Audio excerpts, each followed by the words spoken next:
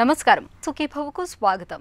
ఈ రోజు సుఖీభవలో సర్జరీ లేకుండా కవాట మార్పిడి, చిన్న కోత పెద్ద లాభం, లాప్రోస్కోపీ, ఆరోగ్యానికి నిద్రే బంగారం, ఏఆర్టీ మందులతో దుష్ఫలితాలా, ఇంకా హెల్త్ టిప్. మన గుండెలో 4 గదులు ఉంటాయి. వాటితో పాటు 4 కవాటాలు ఉంటాయి. వీటిలో 2 కుడివైపున మరో 2 ఎడమ వైపున ఉంటాయి. ఈ కవాటాన్ని మన గుండె గదులకు తలుపులుగా చెప్పుకోవచ్చు. ఏ కారణంగానైనా ఇవి దెబ్బతిన్నప్పుడు వాటిని మరమ్మతు చేయించడానికి ఒకప్పుడైతే సర్జరీ తప్ప మరో మార్గం ఉండేది కాదు. గుండెను పూర్తిగా తెరిచి చేసే ఓపెన్ హార్ట్ సర్జరీ వల్ల చర్మంపై కోతలు, గాయాలు మానటానికి చాలా కాలమే పట్టేది. దీంతో రోజుల తరబడి ఆసుపత్రిలో ఉండాల్సి వచ్చేది. అయితే ఆధునిక వైద్యంలో సాధించిన పురోగతి, సదుపాయాలతో ఇవాళ సర్జరీ అవసరం లేకుండానే కవాటాల్ని చక్కగా మరమ్మతు చేయగలుగుతున్నారు. ఆపరేషన్ అవసరాన్ని తప్పించే ఆధునిక ప్రక్రియల గురించి ఇప్పుడు తెలుసుకుందాం.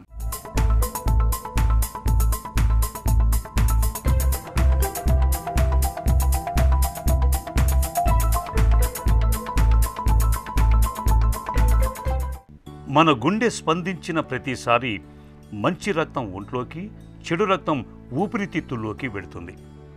ఇందుకు మన పిడికెడు గుండెలో 4 వేర్వేరు గదులు, వాటి మధ్య రెక్కల తలుపుల్లాంటి 4 వేర్వేరు కవాటాలు ఉంటాయి. కుడివైపు ఉండే కవాటాలను ట్రైకుస్పిడ్ వాల్, పల్మనరీ వాల్ అని, ఎడమవైపున ఉండే వాటిని మైట్రల్ వాల్, అయోర్టిక్ వాల్ అని అంటారు. మన గుండెలో ఎప్పుడూ కూడా రక్తం ఒక దిశలోనే ముందుకే ప్రవహిస్తుంది. అలా రక్తం వెనక్కి పోకుండా ముందుకు ప్రవహించేలా చూసే బాధ్యత ఈ 4 కవాటాలదే. వీటిలో ఒక కవాటానికి 2 రెక్కలు, మిగతా వాటికి 3 రెక్కలు ఉంటాయి. ఈ రెక్కలు మూసుకున్నప్పుడు కవాటం మూసుకుపోతుంది. ఇక దాని గుండా రక్తం ప్రవహించదు. కవాటాల రెక్కలు తెరుచుకున్నప్పుడు రెక్కల మధ్య ఖాళీ ఏర్పడి తిరిగి రక్తం మళ్లీ ప్రవహిస్తుంది. రక్త ప్రవాహ వేగాన్ని, బలమైన ఉరబడిని తట్టుకుని మరీ ఈ రెక్కల కవాటాలు పనిచేస్తూ ఉంటాయి. అయితే ఇన్ఫెక్షన్లు, ఇతరత్రా కారణాల మూలంగా కొన్నిసార్లు కవాటాలు దెబ్బతినిపోతుంటాయి. గుండెలో 4 కవాటాలు ఉంటాయండి మామూలుగా. ఈ 4 కవాటాల్లో ఒకటి మైట్రల్ వాల్వ్ అంటాము, రెండోది అయోర్టిక్ వాల్వ్ అంటాము, మూడోది ట్రైకస్పిడ్ వాల్వ్ అంటాము, 4వది పల్మనరీ వాల్వ్ అంటాము. వీటి ప్రత్యేకత ఏంటంటే గుండెలో రక్తము ఒకవైపే ప్రసరించేటట్లు చేస్తుంటాయి. సో వీటికి వెనక్కి రక్తం పోకుండా ఒకే డైరెక్షన్లో పోవటానికి అండ్ అలా పోయి బాడీ అంతా సప్లై చేయడానికి ఉపయోగపడుతుంటుంది. డీజెనరేటివ్ అంటే వయసుతో పాటు కవాటాలు దెబ్బతింటాయి. అంటే శరీరంలో కణాలు మామూలుగా చనిపోతుంటాయి వయసు పెరిగే కొద్ది. దానివల్ల ఏంటంటే వాల్వ్స్ దెబ్బతిని కణాలు చనిపోయిన ప్లేస్లో కాల్షియం డిపాజిట్ అయిపోయి క్యాల్సిఫిక్ డిసీజ్ అంటాం దాన్ని. సో అట్లా దెబ్బతింటుంది. కొంతమందికి పుట్టుకతోనే టిష్యూస్ వీక్గా ఉంటాయి. వాటి వల్ల కూడా ఈ వాల్వ్స్ దెబ్బతిని వయసు పెరిగే కొద్ది దాని ఎఫెక్ట్ కనపడుతుంది మనకి. కవాటాల్ని మన హృదయానికి రెక్కల తలుపులుగా చెప్పుకోవచ్చు. ఏ కారణంగానైనా కవాటాలు సన్నగా కుచించుకుపోయినప్పుడు, బలహీనంగా మారినప్పుడు, పాడైపోయినప్పుడు గుండెలో ముందుకు ప్రవహించాల్సిన రక్తం వెనక్కు లీక్ కావటం మొదలవుతుంది.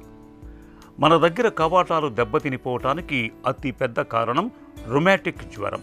చిన్నపిల్లల్లో చాలా మామూలుగా గొంతు నొప్పితో మొదలయ్యే జ్వరాన్ని నిర్లక్ష్యం చేసినప్పుడు అది క్రమంగా రుమాటిక్ ఫీవర్లోకి దింపుతుంది. ఇది క్రమంగా గుండె కవాటాలపైన ప్రభావం చూపిస్తుంది. పుట్టుకతోటి కవాటాల రెక్కలు బలహీనంగా ఉన్నప్పుడు, గుండెపోటు తర్వాత గుండె కండరం చచ్చుబడిపోయినప్పుడు, వయసుతో పాటు కవాటాల రెక్కల మీద కాల్షియం పేరుకుపోయినప్పుడు కూడా కవాటాలకు సమస్యల తాకిడి పెరుగుతూ ఉంటుంది. గుండె కవాటాలు అనేవి చిన్నపిల్లలప్పుడు పుట్టుకతో కొంతమందికి అబ్నార్మల్గా ఫామ్ అయ్యి అవి దెబ్బతిని సరిగా పనిచేయవు. రెండోది చిన్న వయసులో 10 సంవత్సరాలు 15 సంవత్సరాల వయసులో రుమాటిక్ హార్ట్ జబ్బు అనేది ఎఫెక్ట్ అవుతుంటుంది. అంటే థ్రోట్ ఇన్ఫెక్షన్ లాగా వచ్చేసి అది గుండె కవాటాలను కూడా ఎఫెక్ట్ చేస్తుంది. వాటి వల్ల ఈ గుండె కవాటాలు దెబ్బతింటాయి. దాన్ని rheumatic heart disease of the valves అంటాము. రెండోది ఏదైనా ఇన్ఫెక్షన్స్, బ్యాక్టీరియల్ ఎండోకార్డైటిస్ వల్ల వాల్వ్స్ కూడా ఇన్ఫెక్ట్ అవుతుంటాయి. గుండె కవాటాలు దెబ్బతిన్నప్పుడు ఆయాసంతో పాటు శ్వాస తీసుకోవటం కష్టంగా మారుతుంది. ఎప్పుడూ గుండె దడగా ఉంటుంది. గుండె కవాటాల జబ్బుల్లో చాలా వరకు మందులతోనే చికిత్స చేస్తారు. అయితే కవాటాలు పూర్తిగా దెబ్బతిన్నప్పుడు మాత్రం సర్జరీ చేయాల్సి ఉంటుంది. సాధారణంగా ఇప్పటి వరకు కవాటాలు దెబ్బతిన్నప్పుడు వాల్వ్ రీప్లేస్మెంట్ అంటే కవాటం మార్పిడి మాత్రమే ప్రధానమైన చికిత్సగా ఉండేది. ఒక్క మైట్రల్ స్టీనోసిస్ అనే జబ్బుకు మాత్రం బెలూన్ సహాయంతో కవాటాన్ని రిపేర్ చేయగలిగే అవకాశం ఉండేది. గుండె కవాటాల పరిమాణం 3 నుంచి 5 సెంటీమీటర్లు ఉండటంతో వీటిని మార్చడం అనేది కేవలం సర్జరీ ద్వారా మాత్రమే సాధ్యమయ్యేది. సాధారణంగా గుండె రక్తనాళాలకు ఉపయోగించే స్టెంట్లు కేవలం 2 నుంచి 4 మిల్లీమీటర్ల వ్యాసంతో ఉంటాయి. వీటిని చేతి మణికట్టు ద్వారా లేదా తొడ రక్తనాళం నుంచి అమర్చే అవకాశం ఉంటుంది. కవాటాల చికిత్సలో ఇప్పుడు కొత్తగా తొడ రక్తనాళం ద్వారా అమర్చే ప్రక్రియ అందుబాటులోకి వచ్చింది. గుండెలో 4 కవాటాలను కాలి నుంచే మార్చేందుకు తగిన సాంకేతిక పరిజ్ఞానం ఇప్పుడు సమకూరింది. వీటిలో అత్యధికంగా చేస్తున్న ప్రక్రియ అయోర్టిక్ వాల్వ్ రీప్లేస్మెంట్. దీన్ని టావర్ అని లేదా టావీ అని పిలుస్తారు. హార్ట్ వాల్వ్స్ ఎలా ఉంటాయంటే నేరో అన్న అవ్వచ్చు, లేకపోతే వాల్వ్స్ నుంచి లీక్ అయినా అవుతుంటుంది. అంటే రక్తము ఒకే డైరెక్షన్లో పోకుండా వెనక్కి లీక్ అవుతుంది. దానివల్ల సిమ్టమ్స్ వస్తుంది. సిమ్టమ్స్ ఏంటంటే కొంచెం దూరం నడవగానే ఆయాసం రావటము, మెట్లు ఎక్కినప్పుడు ఆయాసం రావటము, కొంతమందికి ఛాతీలో నొప్పి, కొన్ని వాల్వ్ డిసీజ్లో కళ్ళు తిరిగి పడిపోవటము, ఒక్కోసారి సడన్గా చనిపోవటము, అడ్వాన్స్డ్ స్టేజ్కి వెళ్ళిపోతే కాళ్ళు వాయటము, పొట్ట ఉబ్బటము, కూర్చున్న ఆయాసమే నించున్న ఆయాసము ఇట్లా మేనిఫెస్ట్ అవుతూ ఉంటుంది. హార్ట్ వాల్వ్స్ దెబ్బతిన్నప్పుడు దాన్ని మనం ఆపరేషన్ ద్వారా రిపేర్ అంటే దాన్ని ఉన్నదాన్ని కొంచెం సరిచేసి మళ్ళీ మామూలుగా పనిచేసేటట్టు చేస్తాము. దాన్ని రిపేర్ అంటాము. రెండో పద్ధతి ఏంటంటే బాగా వాల్వ్ అంతా అంటే ముడుచుకొని పోయి లేకపోతే కాల్షియం చేరిపోయి అది రిపేరు చేయటానికి వీలు లేని పరిస్థితుల్లో మనం ఆ వాల్వ్ తీసి వేరే వాల్వ్ పెడతామన్నమాట. ఈ వాల్వ్స్లో చిన్న వయసులో మెకానికల్ వాల్వ్స్ పెడుతుంటాము, కొంచెం పెద్ద వయసులో టిష్యూ వాల్వ్స్ అని పెడుతుంటాము. కవాటాల చికిత్సలో ఉన్న అడ్వాన్స్డ్ స్టేజెస్ ఇప్పుడు స్టెనాటమీ చేసి తర్వాత వాల్వ్ ఆపరేషన్ చేయటము ఒక పద్ధతి, అది చాలా కాలం నుంచి ఉన్నది. రెండోది ఇప్పుడు మినిమల్లీ ఇన్వేజివ్ వాల్వ్ రీప్లేస్మెంట్ అంటే లెఫ్ట్ సైడ్ అని రైట్ సైడ్ నుంచి కానీ చెస్ట్ నుంచి ఓపెన్ చేసేసి అప్పుడు వాల్వ్ తీసి వేరే వాల్వ్ పెడతాం, అదొక పద్ధతి. ఇప్పుడు కొంతమందికి రోబోటిక్ సర్జరీ ద్వారా కూడా కొన్ని సెంటర్స్లో చేయటం మొదలుపెట్టారు. నెక్స్ట్ ట్యావర్, ఇది కెథటర్ ద్వారా మనం కాల్ నుంచి లోనికి అయోర్టా దాకా పంపించి వాల్వ్ దగ్గర పంపించి ఆ వాల్వ్ని వాల్వ్ రీప్లేస్మెంట్ చేస్తామన్నమాట. త్రూ స్కిన్ ద్వారా స్మాల్ ఇంజెక్షన్ ద్వారా కెథటర్ ద్వారా పంపిస్తాం కాబట్టి అందరూ దానికి మొగ్గు చూపుతుంటారు. ఆధునిక ప్రక్రియ టర్న్స్ కేథెటర్ అయోర్టిక్ వాల్వ్ రీప్లేస్మెంట్ విధానంలో మత్తు ఇవ్వాల్సిన అవసరం కానీ ఛాతీని తెరవాల్సిన అవసరం కానీ ఉండదు. రోగి కూడా త్వరగా కోలుకునే అవకాశం ఉంటుంది. సర్జరీ తాలూకు దుష్ఫలితాలు ఉండవు. ముఖ్యంగా ఊపిరితిత్తుల జబ్బు, పక్షవాతం లాంటి సమస్యలు ఉన్నవారికి, ఎక్కువ వయసు ఉన్నవారికి, గుండె పంపింగ్ సామర్థ్యం బాగా తక్కువగా ఉన్న వాళ్ళకి శస్త్రచికిత్స కన్నా టావర్ బాగా ఉపయోగపడుతుంది. ఇక కవాటాల్లో సమస్యల్ని ముందుగానే పసిగట్టేందుకు తరచూ ఈసీజీ, ఎకో, యాంజియోగ్రామ్ వంటి పరీక్షల్ని చేయించుకోవాలి. పిల్లలకు గొంతు నొప్పి, కీళ్ళ నొప్పులతో కూడిన జ్వరం వచ్చినప్పుడు నిర్లక్ష్యం చేయకుండా వెంటనే తగిన వైద్యం ఇప్పించాలి. ఈ జాగ్రత్తలు కవాటాల్లో సమస్యల్ని చాలా వరకు నివారిస్తాయి. సర్జరీ అంటే ఒకప్పుడు చర్మంపై సెంటీమీటర్ల కొద్దీ కోతలు తప్పేవి కావు. చర్మంపై పెద్దగా కోత పెట్టడం వల్ల రక్తం ఎక్కువగా పోయి బయట నుంచి బాటిల్లో కొద్ది రక్తాన్ని ఎక్కించాల్సి వచ్చేది. ఇక సర్జరీ అయ్యాక కూడా కోలుకోవటానికి చాలా కాలమే పట్టేది. ఎక్కువ కాలం ఆసుపత్రిలో ఉండాల్సి వచ్చేది. ఈలోపు కోతలు, గాయాల మూలంగా ఇన్ఫెక్షన్లతో తిప్పలు తప్పేవి కాదు. అయితే లాప్రోస్కోపీ అందుబాటులోకి వచ్చాక ఈ అవస్థలన్నీ తప్పిపోయాయి. చర్మంపై పెద్దగా కోతలు పెట్టకుండానే చిన్న రంధ్రాల సాయంతో లోపలికి పరికరాన్ని పంపి చాలా సునాయాసంగా సర్జరీలు చేయటానికి ఇవాళ వీలు పడుతుంది. ఇటు డాక్టర్లకు అటు రోగులకు ఎంతో ఉపయుక్తంగా ఉంటున్న లాప్రోస్కోపీ గురించిన మరిన్ని వివరాలను ఇప్పుడు తెలుసుకుందాం.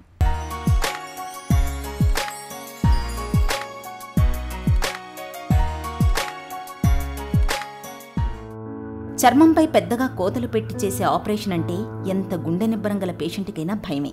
ఎంతటి వారికైనా గుండెలో దడ పుట్టుకొస్తుంది. ఇక ఆపరేషన్ తర్వాత కోతల తాలూకు గాయాలు మానిపోయినా ఒంటిపై మచ్చలు మిగిలిపోతుంటాయి. జానడు మూరెడు నిడివితో పడిన కత్తికోతల మచ్చలు దాదాపు జీవితమంతా ఉంటాయి. అవి ఆ బాధాకర సంఘటనల్ని జీవితమంతా గుర్తు చేస్తూనే ఉంటాయి. మచ్చల సంగతి అలా ఉంచితే అంత పెద్ద సర్జరీ జరిగితే అవి మానేదాకా ఎంత నొప్పిని భరించాలి, ఎన్ని దుష్ప్రభావాల్ని ఎదుర్కోవాలి? ఈ సమస్యలన్నింటికీ లాప్రోస్కోపీ సర్జరీ సమాధానం చెబుతుంది. లాప్రోస్కోపీ విధానంలో కోతల భయం ఉండదు. కేవలం చిన్నపాటి రంధ్రాలు మాత్రమే చేస్తారు. నొప్పి ఉండదు. ఇన్ఫెక్షన్ల బెడద ఏమాత్రం ఉండదు. రోజుల వ్యవధిలోనే ఇంటికెళ్ళిపోవచ్చు. చాలా త్వరగా కోలుకునే అవకాశం ఉంటుంది. కెమెరాతో చూసే ఈ విధానంలో కంటికి కనిపించని శరీరంలోని అతి సూక్ష్మమైన భాగాలు కూడా 10 రెట్లు పెద్దవిగా కనిపిస్తాయి. దీనివల్ల సర్జరీని ఎంతో నిక్కచ్చిగా సులువుగా చేయడం సాధ్యమవుతోంది. లాప్రోస్కోపిక్, అడ్వాన్స్డ్ లాప్రోస్కోపిక్ విధానాలు అందుబాటులోకి రావడం వల్ల క్యాన్సర్లు, సంక్లిష్టమైన ఇతర సమస్యలకు సర్జరీ చేయడం ఇప్పుడు చాలా తేలికగా మారిందని చెబుతారు డాక్టర్లు. లాప్రోస్కోపీ విధానంలో క్యాన్సర్కు గురైన భాగాలు, దాని చుట్టూ ఉండే క్యాన్సర్ పాకే అవకాశం ఉన్న ఇతర విభాగాలు కూడా స్పష్టంగా కనిపిస్తాయి.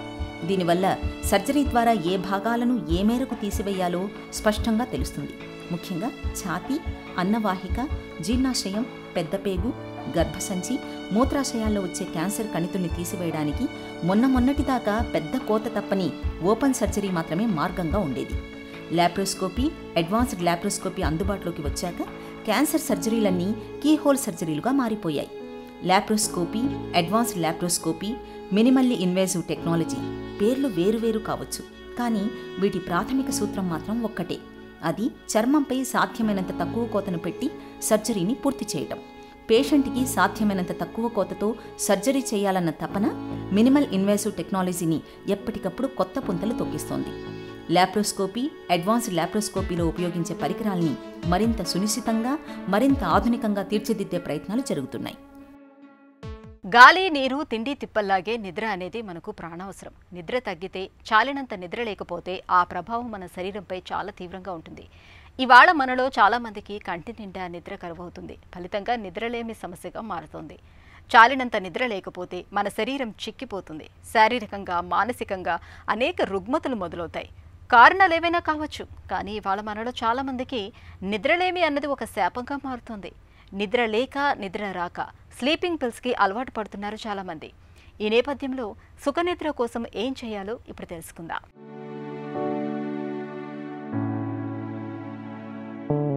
నిద్ర అలసిన తనువును, సొలసిన మనసును సేదదీర్చే సంజీవిని. చిక్కులు, చికాకులు, బాదరబందీలన్నింటినీ మాయం చేసే పరుసవేది. రోజంతా శ్రమించి అలసిన శరీరాన్ని, సొలసిన తనువును తిరిగి పునరుత్తేజం చేయటంలో నిద్రను మించిన ఔషధం మరొకటి లేదు. సాధారణంగా మనకు రోజుకు 6 నుంచి 8 గంటల నిద్ర కావాలి. అయితే నిద్ర అవసరం అనేది మనిషికి మారుతూ ఉంటుంది. నిద్ర తగ్గితే, చాలినంత నిద్ర లేకపోతే దాని తాలూకు ప్రభావం మన శరీరంపై తక్షణమే కనిపిస్తుంది. నిద్ర పట్టకపోవటానికి, చాలినంత నిద్ర లేకపోవటానికి గజిబిజి జీవనశైలి, గాడి తప్పిన ఆహారపు అలవాట్లు మొదలుకొని శృతిమించిన దురలవాట్లు, తలకు మించిన ఒత్తిళ్లు, ఆందోళనలు, ఇలా చాలా కారణాలే కనిపిస్తాయి. నిద్ర చాలనప్పుడు చిరాకు, కోపం, డిప్రెషన్ వంటి మానసిక రుగ్మతలతో పాటు రక్తపోటు, షుగర్, స్థూలకాయం వంటి సమస్యలు ఎదురవుతాయని అనేక పరిశోధనలు, అధ్యయనాల్లో ఇప్పటికే వెల్లడైంది. నిద్ర చాలకపోవటం, నిద్ర ఏమాత్రం పట్టకపోవటం, ఈ లక్షణాలు వారంలో 4-5 రోజులు కొనసాగుతున్నప్పుడు ఆలస్యం చేయకుండా డాక్టర్ని సంప్రదించాలి. తగిన పరీక్షలు చేయించుకోవాలి. చక్కటి నిద్రా పద్ధతులు పాటించి అవి ఫలితం ఇవ్వకపోతేనే చికిత్స వైపు వెళ్ళాలి. ఇక కంటి నిండా కమ్మగా నిద్ర పట్టేందుకు జీవనశైలి, అలవాట్ల విషయంలో కొన్ని ప్రత్యేక జాగ్రత్తలు తీసుకోవాలి. రోజు ఒకే సమయానికి పడుకోవాలి. పడక మీదకి చేరటానికి ముందు స్నానం చేయటం, పుస్తకం చదవటం, సంగీతం వినటం వంటివి చేస్తే శరీరం త్వరగా నిద్రకు సన్నద్ధమవుతుంది. కడుపు నిండుగా తిన్నప్పుడు, ఆకలిగా ఉన్నప్పుడు వెంటనే నిద్రకు ఉపక్రమించకూడదు. రాత్రిపూట నిద్రపోవటానికి ముందుగా కాఫీ, టీలు, పొగ, మద్యం వంటి వాటికి దూరంగా ఉండాలి. పడక గది చల్లగా, ప్రశాంతంగా ఉండేలా చూసుకోవాలి. ఎక్కువ వెలుగునిచ్చే లైట్లు ఆర్పేయాలి. రోజు క్రమం తప్పకుండా వ్యాయామం చేస్తే త్వరగా నిద్ర పట్టడానికే కాదు, గాఢ నిద్రకు దోహదం చేస్తుంది. ఇలా అన్ని రకాలుగా తగిన జాగ్రత్తలు తీసుకుంటే నిద్ర రాకపోవటం అనే సమస్య. ప్రాణాంతక హెచ్ఐవికి ఇవాళ ఆధునిక వైద్యంలో ఏఆర్టీ వంటి చక్కటి మందులు అందుబాటులో ఉన్నాయి. అయితే అవగాహన లేమి, అపనమ్మకాల కారణంగా చాలామంది హెచ్ఐవిని ముద్రపెట్టుకుంటున్నారు. తీరా ప్రాణాల మీదకు వచ్చాక కానీ డాక్టర్లను సంప్రదించడం లేదు. మరికొంతమంది హెచ్ఐవి పాజిటివ్ అని తెలిసినప్పటి నుంచే ఏదో ఒక మందు మొదలుపెట్టేస్తున్నారు. నిజానికి హెచ్ఐవి విషయంలో ఈ రకమైన ధోరణి సరికాదంటారు నిపుణులు. ఈ నేపథ్యంలో హెచ్ఐవిని కట్టడి చేసే విషయంలో మనం ఏం చేయాలో, మందుల వాడకంలో ఎలాంటి జాగ్రత్తలు తీసుకోవాలో డాక్టర్ని అడిగి ఇప్పుడు తెలుసుకుందాం.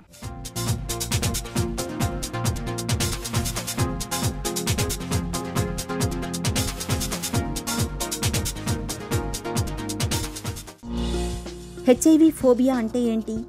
హెచ్ఐవి పాజిటివ్ రాగానే అండి మన దేశంలో దురదృష్టం ఏంటంటే ఎక్కడో తిరిగాడు తెచ్చుకున్నాడు ఈ జబ్బు అని ముందర ఒక ముద్ర వేసేస్తున్నారండి. ఒక్కటి జనం గ్రహించాలి, హెచ్ఐవి రావడానికి ఒక్క లైంగిక సంపర్కమే కాదు, ఒక బిజీ సెలూన్లోకి వెళ్ళి పొరపాటున హెచ్ఐవి పాజిటివ్ వాడికి గడ్డం గీసి ఆ బ్లేడ్ మార్చకుండా, కత్తి మార్చకుండా ఒక వేరొక వ్యక్తి మీద గడ్డం గీస్తే పొరపాటుని గడ్డం తెగిపోతే ఆ ట్రాన్స్ఫర్ ఆఫ్ ద బ్లడ్ వల్ల, ఆ ఫ్రెష్ వైరస్ వల్ల కూడా హెచ్ఐవి వ్యాప్తి చెందవచ్చు.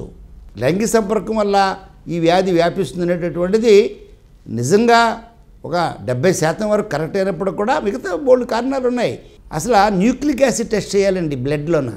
అప్పుడు మాత్రమే బ్లడ్ డొనేషన్ వల్ల వేరే వాడికి బ్లడ్ అంటే హెచ్ఐవి వ్యాపించదు. హెచ్ఐవి పాజిటివ్ అని రాగానే ఎక్కడో ఇది అంటించుకున్నాడని చెప్పి వాళ్ళకి నీరసంగా చూడడం, వివక్ష చేయడము, ఆ కారణం వల్ల కుటుంబ సభ్యులు కూడా వారిపైన పైసా ఖర్చు పెట్టకుండా వారిని ఓ రకంగా వెలివేస్తున్నారు. ఇది ప్రమాదం అండి. దయచేసి అనేక వ్యాధుల్లాగే ఈ వ్యాధి వస్తుంది కాబట్టి హెచ్ఐవి రోగుల్ని మనుషుల్లా చూసి మనం వాళ్ళకి బాగు చేద్దాం. ఏఆర్టీ మందులు వాడకుండా నాణ్యమైన జీవనం గడపొచ్చా? ఏఆర్టీ మందులు అసలు వాడకుండా జీవనం క్వాలిటీగా ఉన్నటువంటి విధానాలు అనేక దేశాల్లో ఫంక్షనల్ క్యూర్ అని, అలాగే కిక్ బ్యాక్ అంటే హెచ్ఐవి రిజర్వాయర్స్లో ఉన్నటువంటి వైరస్ని బయటకు తెప్పించి వాటిని పూర్తిగా నిర్మూలించడం, అలాగే జీన్ ఎడిటింగ్ టెక్నిక్ అనేటటువంటిది ఒక జీన్లోకి హెచ్ఐవి వైరస్ని పూర్తిగా సంహరించినటువంటి టెక్నాలజీ ప్రవేశపెట్టి ఏ మందులు వాడకుండా పూర్తిగా శరీరంలో వైరస్ని తొలగించడం, ఇమ్యునోథెరపీ, అలాగే బ్రాడ్లీ న్యూట్రలైజింగ్ యాంటీబాడీస్. ఇవి కాకుండా కెప్టోగ్రివేర్ అనేటటువంటి లాంగ్ యాక్టింగ్ ఇంజెక్షన్ అంటే 6 నెలలకో 3 నెలలకో ఇంజెక్షన్ చేసుకోవడం, అలాగే ఒక ప్యాచ్ అంటాం, సెల్ ఫోన్లో ఉన్న చిప్ లాంటిది ఈ స్కిన్ దగ్గర చిన్న గంటు పెట్టి లోపల పెట్టిస్తే వాళ్ళు రమారమి 3 నెలల నుంచి 4 నెలల వరకు మందులు వాడక్కర్లేదు. ఇటువంటి చాలా నూతన పద్ధతులు ఆవిష్కరణలు జరిగాయి. అలాగే ఈ కొత్త విధానాలను కూడా చాలామంది ఎంకరేజ్ చేయట్లేదండి. అదర్వైజ్ చాలా లేటెస్ట్ టెక్నాలజీస్ ఇప్పుడు అందుబాటులోకి వచ్చాయండి. హెచ్ఐవి అని తెలిసినా మందులు వాడకపోతే ఏమవుతుంది? హెచ్ఐవిని తెలిసి కూడా ఎవరైతే మందులు వాడరో ఇప్పుడున్న గణాంకాల ప్రకారం 6 మాసాల నుంచి 1 ఇయర్లో తీవ్రమైనటువంటి పరిణామాలు అంటే బ్రెయిన్లో టీబీ వచ్చి అపస్మారకం అయిపోయి ఫిట్స్ రావడం కొందరికి, మరికొందరిలో అయితే సడన్గా ఊపిరితిత్తుల్లో నీరు పట్టేసేసి ప్లోరల్ ఎఫ్యూజన్ రావడం, మరికొందరిలో అయితే ఆపర్చున్ ఇన్ఫెక్షన్స్ ఎక్కువైపోయి కొందరు గుడ్డోలు అయిపోవడం, కొందరికి మాట పడిపోవడం, మరికొందరిలో పక్షవాతం రావడం, 24% హార్ట్ అటాక్స్. హెచ్ఐవి అని తెలిసి కూడా మందులు వాడకపోతే ఇన్ని ప్రమాదాలు దాగి ఉన్నాయండి. డాక్టర్ సలహా లేకుండా ఏఆర్టీ మందులు వాడొచ్చా? డాక్టర్ని కలవకుండా ఓవర్ ద కౌంటర్ మందుల షాపులో జలుబుకి మందు వాడిన ప్రమాదమేనండి. హెచ్ఐవి లాంటి జబ్బు ప్రాణాంతమైనటువంటి వ్యాధి. అటువంటి హెచ్ఐవికి ఓవర్ ద కౌంటర్ వెళ్ళి ఆ మందుల షాప్ ఆయన వెళ్ళి ల్యాబొరేటరీలో టెస్ట్ చేసి హెచ్ఐవి పాజిటివ్ వచ్చిందండి మందులు ఇవ్వండి అంటే ఏళ్ల తరబడి వాడుతూ ఉంటే ఆయనకు వచ్చిన సమస్యలకి కారణం ఏమీ తెలియదు. ఒక 40-50 ఏళ్ళు బతకవలసినటువంటి వ్యక్తి 10 ఏళ్లకో 5 ఏళ్లకో చనిపోవచ్చు. ఏఆర్టీ మందుల దుష్ఫలితాల వల్ల మరణించే అవకాశం ఉంటుందా? అవకాశవాద వ్యాధులు అంటాను. ఎప్పుడైతే మానవుని యొక్క వ్యాధి నిరోధక శక్తి అంటే ఇమ్యూనిటీ తగ్గిపోతుందో, ఎప్పుడైతే CD4 కణాల సంఖ్య 200 పెర్ క్యూబిక్ మిల్లీమీటర్కి ఇంకా పడిపోతుందో, ఎప్పుడైతే వైరల్ లోడ్ బాగా లక్షల్లో పెరిగిపోతుందో అటువంటి శరీరానికి రకరకాల అవకాశవాద వ్యాధులు, ఇటువంటి అనేక వ్యాధులు వారిపై దాడి చేస్తున్నాయి. ఎప్పుడైతే అవకాశవాద వ్యాధులు వారిపై వ్యాపిస్తాయో టీబీ వల్ల టీబీ మెనింజైటిస్ రావచ్చు వాడికి. అంటే బ్రెయిన్లో నీరు పట్టేసేసి బ్రెయిన్ వాచిపోయి ఆ తర్వాత కోమా కలిపి చనిపోవచ్చు. హార్ట్లో ఇన్ఫెక్షన్ వచ్చి కార్డియోమయోపతి, గుండె పెరిగిపోయి ఊపిరందు చనిపోవచ్చు. లివర్ మీద బాగా డ్యామేజ్ చేస్తుంది, కిడ్నీ మీద డ్యామేజ్ చేస్తుంది. హెచ్ఐవికి టీకా వచ్చే అవకాశాలు ఉన్నాయా? హెచ్ఐవికి వ్యాక్సిన్ రాకపోవడానికి కారణం ఏంటంటే హైలీ మ్యూటెంట్ వైరస్ అండి హెచ్ఐవి, ఆర్ఎన్ఏ వైరస్. కరోనా కూడా మ్యూటెంట్ వైరస్సే, కానీ ఎంఆర్ఎన్ఏ అనేటటువంటి వ్యాక్సిన్ కరోనాలో బాగా అద్వితీయంగా పనిచేసింది. ఇప్పుడు హెచ్ఐవికి కూడా ఎంఆర్ఎన్ఏ టైప్ ఆఫ్ వ్యాక్సిన్ని తీసుకురావడానికి ప్రయత్నం జరుగుతున్నాయి. ఫలితాలు పూర్తి స్థాయిలో రాపోయినప్పటికీ ఇప్పుడు కూడా ప్రపంచవ్యాప్తంగా ఈ వ్యాక్సిన్ తీసుకురావడం కోసం, అలాగే వ్యాక్సిన్ లాంటి మందులు కూడా వచ్చాయి. ఒక టాబ్లెట్ వేసుకుంటే లైంగిక సంపర్కం హెచ్ఐవి పాజిటివ్ వారితో పెట్టుకున్నప్పుడు కూడా 2012లోనే అది FDA అప్రూవ్ చేసిందండి. ట్రోవాడా అనే మందు. వాళ్ళకి హెచ్ఐవి రాదండి, అంటే వ్యాక్సిన్లకే పనిచేస్తుంది అది. కాబట్టి హెచ్ఐవి వ్యాక్సిన్ కూడా అతి త్వరలో వస్తుంది, పైప్ లైన్లో ఉంది. ప్రమాదకర హెచ్ఐవి విషయంలో ఆదమరిస్తే అనర్థం తప్పదు. చికిత్సను మధ్యలో ఆపేసినా, మందుల్ని మధ్యలోనే మానేసినా, ఇతరాతర జాగ్రత్తలు తీసుకోకపోయినా రాకాసి వైరస్ మళ్లీ జూలు విదిల్చే ప్రమాదం ఉంది. కాబట్టి హెచ్ఐవిని కట్టడి చేయడమే కాదు, సమూలంగా నిర్మూలించడమే మన లక్ష్యం కావాలి. ఇక ఈరోజు కార్యక్రమాన్ని ముగించే ముందు ఒక చిన్న చిట్కా మీకోసం.